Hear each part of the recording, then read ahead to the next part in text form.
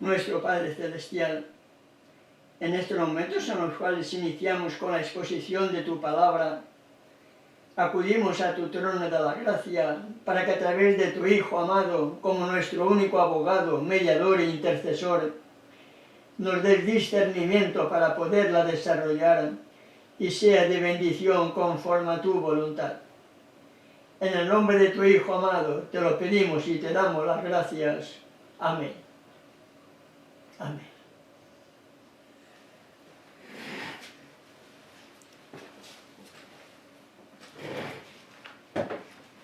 Es posible, mis amados hermanos y hermanas, si nuestro Padre Celestial nos lo permite, que en el próximo sábado podamos concluir esta serie de justificación por la fe.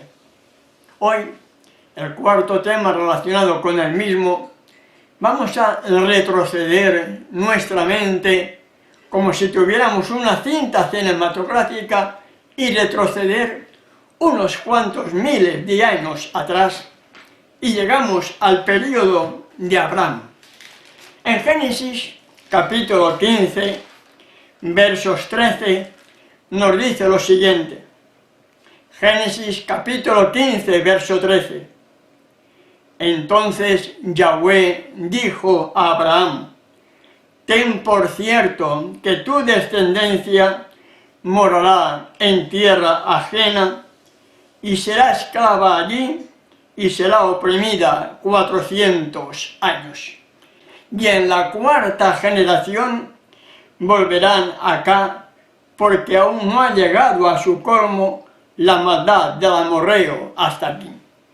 Entendiendo esto, hermano y hermana, había llegado el momento en que se estaban haciendo los preparativos para que el pueblo de Israel, los descendientes de Abraham, de acuerdo a la promesa, salieran de Egipto rumbo a esa tierra prometida a todos los descendientes de Abraham. Habían celebrado la Pascua, habían celebrado Pesaj, habían sido derramadas unas cuantas plagas sobre Faraón y sobre todo el pueblo de Egipto, y la gran mayoría de ellas al pueblo de Israel no le afectó para nada. Y en ese día de Pascua, el ángel destructor pasó por todos los hogares donde no se había colocado la señal en los dinteles y en las puertas, como era la sangre del animal totalmente inocente, tal como lo hallamos en Éxodo capítulo 12, donde nos habla precisamente del Pesaj y de la liberación. Los adultos y todos aquellos mayores de 20 años para arriba, que es lo que se contaba entre esa gran multitud que salieron de Egipto, se habían preparado para su salida. Eran conscientes de que algo grande se estaba preparando. Había llegado el momento de su liberación. Pesaj significó para ellos liberación de la esclavitud egipcia. Pero los jóvenes y los niños estarían sorprendidos, pienso yo, o tendrían inquietudes por todo cuanto estaba sucediendo. Posiblemente en su mente pequeña no podían entender lo que se estaba preparando en ese momento de su gran liberación. En esa noche hubo la muerte de todos los primogénitos, tanto de hombres como de animales. Por cierto, también en la familia de Faraón hubo llanto porque hubo muerto o muerte de primogénito. En todas las familias hubo llanto en esa noche porque todos tenían un primogénito, ya sea varón, ya sea hombre o ya sea animal. Todos los primogénitos que no tenían en sus puertas la sangre colocada en los dinteles y en los postes, el ángel destructor pasó dando muerte a todos aquellos que no habían reconocido a Elohim como el verdadero y único Elohim. Israel de acuerdo a la promesa, salió de Egipto bajo el poder y la protección de Elohim, tal como lo había demostrado en el derramamiento de las plagas anteriores sobre los egipcios. Y en el cumplimiento de la promesa, tal como hallamos en Éxodo capítulo 12,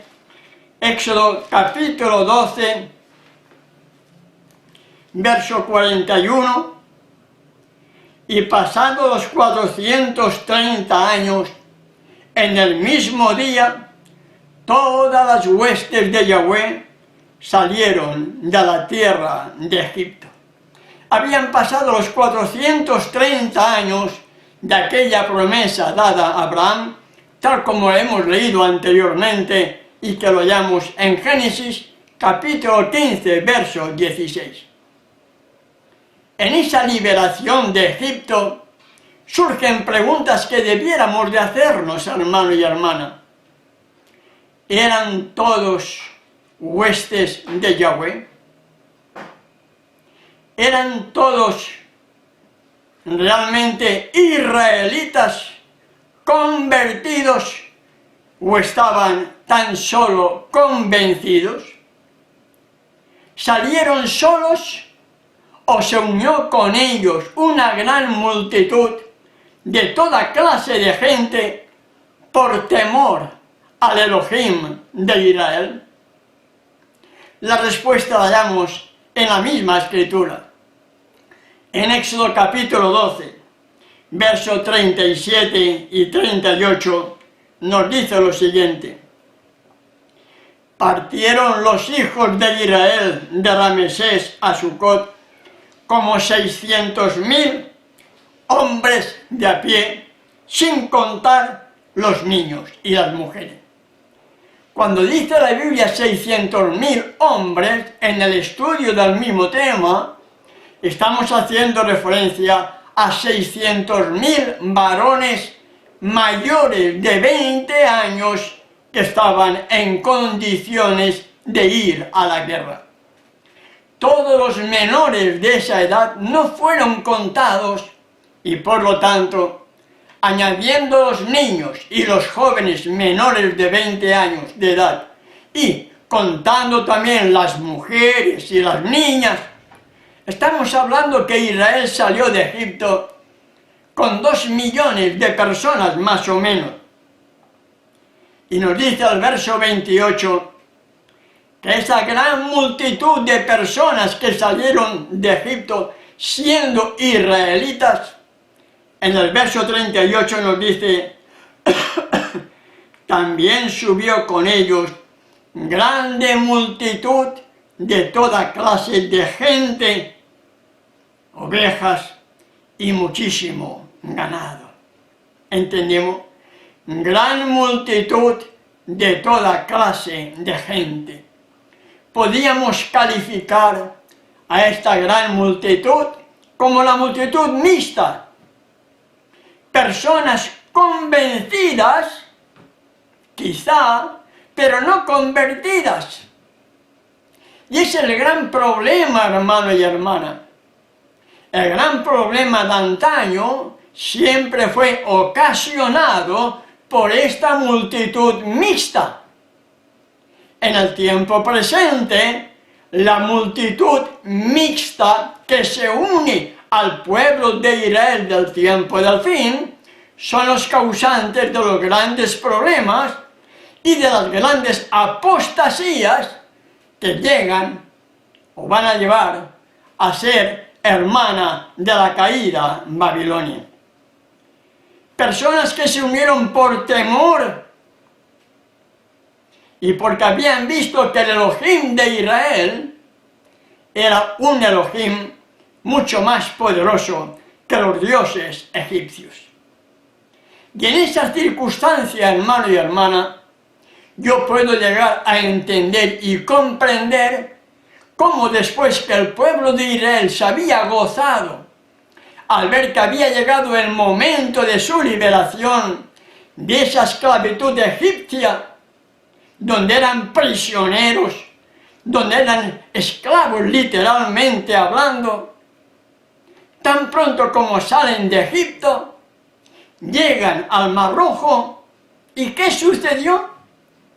Tenían al Mar Rojo por enfrente, tenían el desierto por un lado, las montañas por otro, y atrás tenían el ejército de egipcio que los perseguía.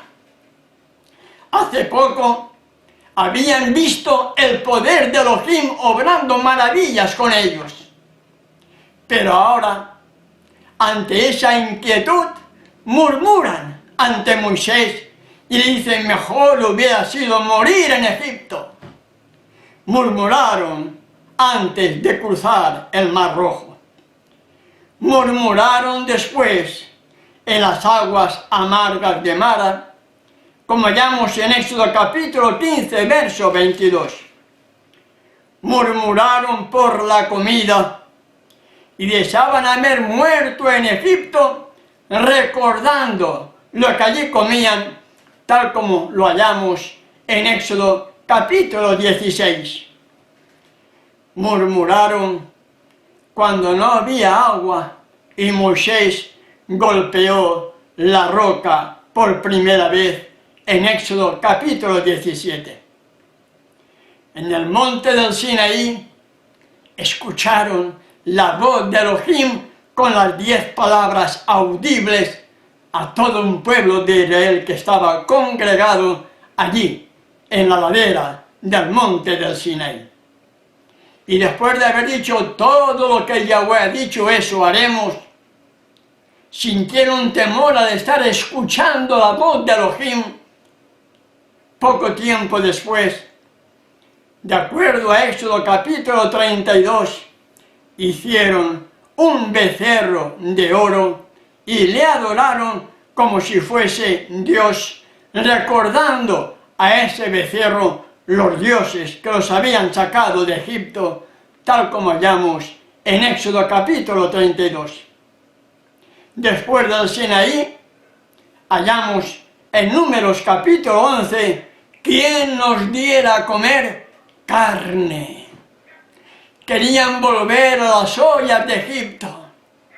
Querían retroceder porque el paladar de ellos no estaba convertido y estaban deseando volver a consumir aquella carne y aquellos pescados que comían en Egipto.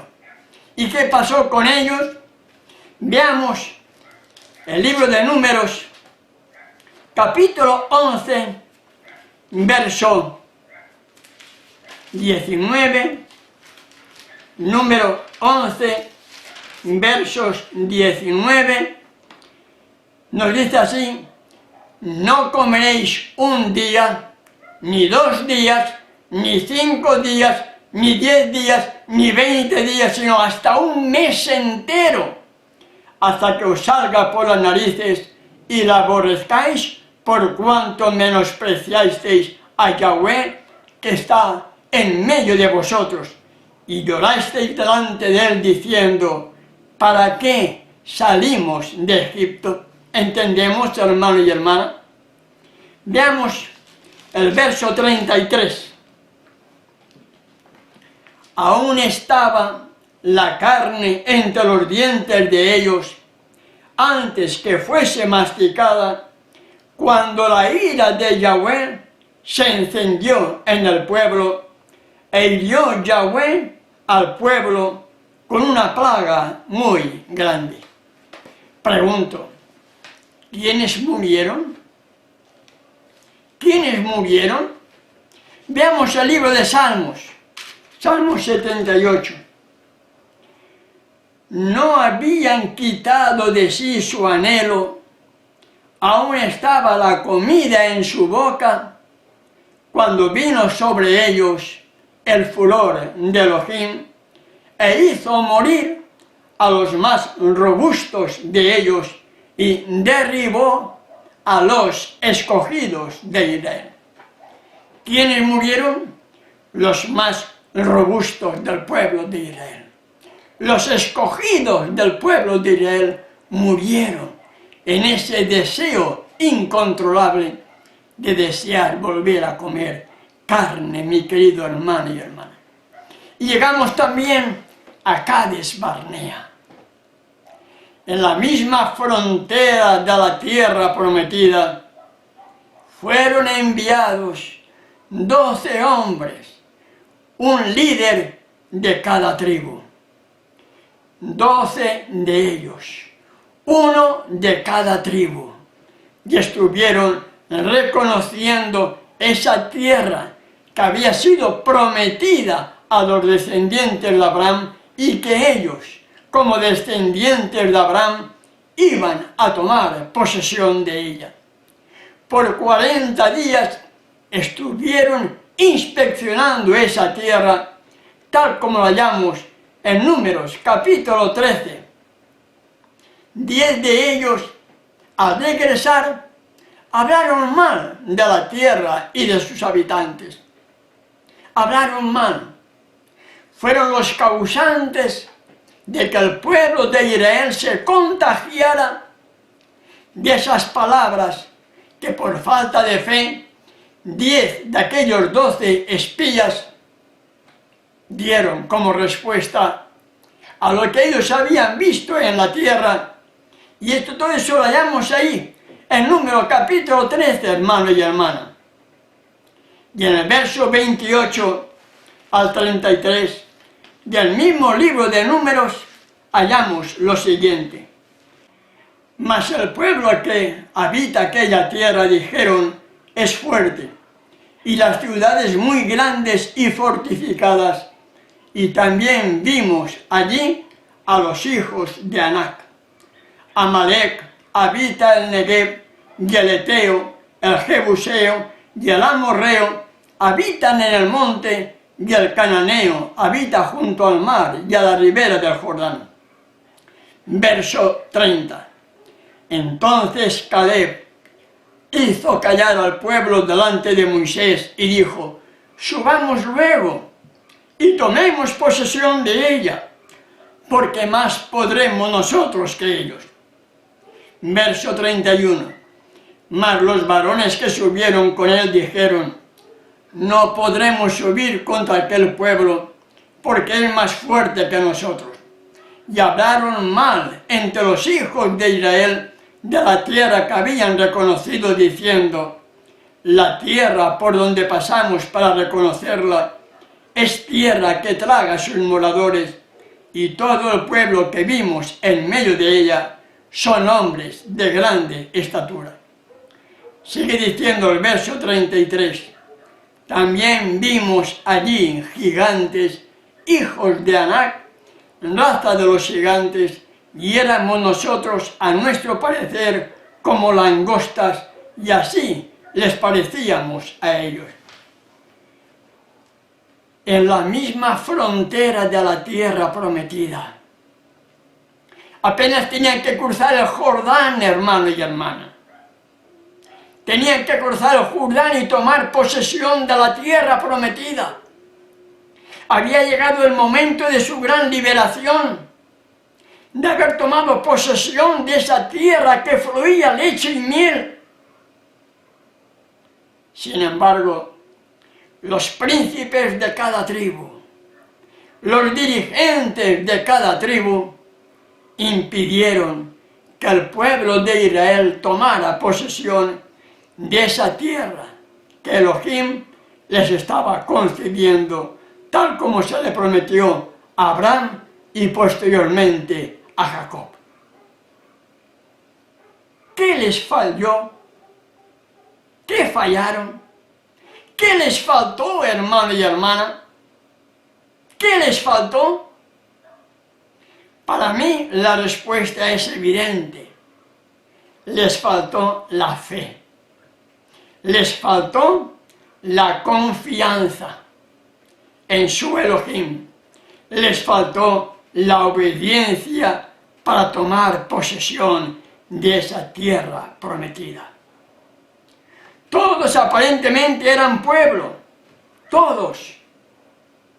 Pero en las mismas puertas de la tierra prometida, de vuelta al desierto, tal como hallamos en Número capítulo 14, verso 29. Y en el capítulo 14, verso 36 a 37, hallamos la muerte de los 10 espías malvados. Un pueblo duro de cerviz, un pueblo incircunciso de corazón, un pueblo que viendo cómo el Yahweh, el Elohim que iba con ellos, protegiéndolos en la nube y en la columna, que había respondido a sus inquietudes, les estaba conduciendo camino a esa tierra prometida, y ellos todavía dudando, vacilando, haciendo que el pueblo perdiera también esa confianza y esa fe que tenían que haber depositado para poder entrar a tomar posesión de la tierra prometida. De más de 600.000 hombres de a pie, mayores de 20 años, escuchen bien, meditemos bien, hermano y hermana, porque en mi salvación, nuestra salvación está en juego. De esos 600.000 hombres de a pie, mayores de 20 años, que salieron de Egipto, solo dos, Josué y Caleb, entraron en la tierra prometida. Solo dos. Es decir, uno entre 300.000. 2 por 300.000 son 600.000. 2 de esos 600.000 hombres de a pie, mayores de 20 años, que salieron de Egipto, solo 2 entraron en la tierra prometida. Lo hallamos en el libro de Josué. Josué capítulo 5, verso 6. Porque los hijos de Israel anduvieron por el desierto 40 años, hasta que todos los hombres de guerra que habían salido de Egipto fueron consumidos, por cuanto no obedecieron a la voz de Yahweh, por lo cual Yahweh les juró que no les dejaría ver la tierra de la cual Yahweh había jurado a sus padres que nos la daría, tierra que fluye leche y miel. La rebelión es contagiosa, hermano y hermana. La apostasía es contagiosa. La falta de fe es contagioso.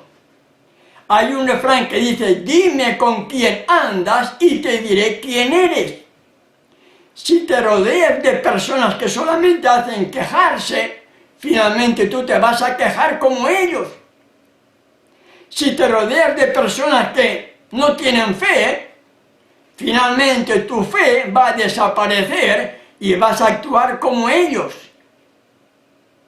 Así pasó con el pueblo de Israel. Todos los hombres mayores de 20 años que salieron de Egipto, es decir, esos 600.000 hombres de a pie, todos murieron en el desierto durante esos 40 años de peregrinaje por el mismo, y solo 2, Josué y Caleb, entraron a la tierra prometida. ¿Entendemos? Y en el libro de Eclesiastés, capítulo 1, verso 9, repito, leo y medito en algo que creo que conocemos todos de memoria. Eclesiastés capítulo 1, verso 9. ¿Qué es lo que fue? Lo mismo que será. ¿Qué es lo que ha sido hecho? Lo mismo que se hará, y nada hay nuevo debajo del sol. Pregunto, si la historia se repite, si Israel, en las mismas fronteras de la tierra prometida, ahí en Cades Barnea, a punto de cruzar el Jordán, tuvieron que ser devueltos al desierto para estar dando vueltas por ese árido desierto por 40 años, hasta que murieron todos aquellos que habían salido de Egipto, mayores de 20 años, hombres dispuestos para la guerra. Pregunto, ¿habrá habido otro Cades Barnea? ¿Por qué estamos todavía aquí, en este árido desierto de pecado? Espero, si nuestro Padre Celestial me da discernimiento para poder ir desarrollando este apasionante último tema de la justificación por la fe, ¿qué ha fallado? ¿Ha habido otro Cades Barnea? Sea realmente de bendición y podamos entender que solamente los hombres de fe alcanzarán la victoria. Y recordemos, fe es una cosa, presunción, presumir tener fe, pero no tenerla, es la falsificación satánica de la fe. Yo no quiero ser ni siquiera un agente de Satanás para seguir engañando a otros.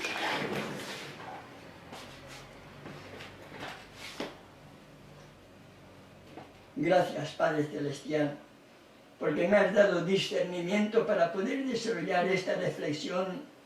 Dejo todo en tus manos, Padre, para que seas tú que nos guíes y que nos dirijas, y sea hecho todo conforme a tu voluntad.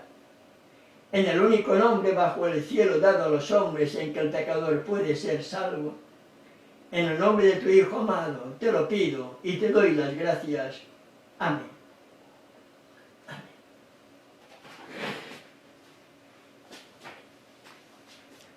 Bien, hermanos, si nuestro Padre Celestial no lo permite, el próximo sábado, si Él así no lo permite, estaremos desarrollando el tema. ¿Qué ha fallado? Tuvimos como pueblo un Cades Barnea y a punto de entrar en la Nueva Jerusalén, de vuelta al desierto, donde llevamos 130 años dando vueltas en este árido de desierto de pecado. Si nuestro Padre Celestial nos lo permite, hasta entonces.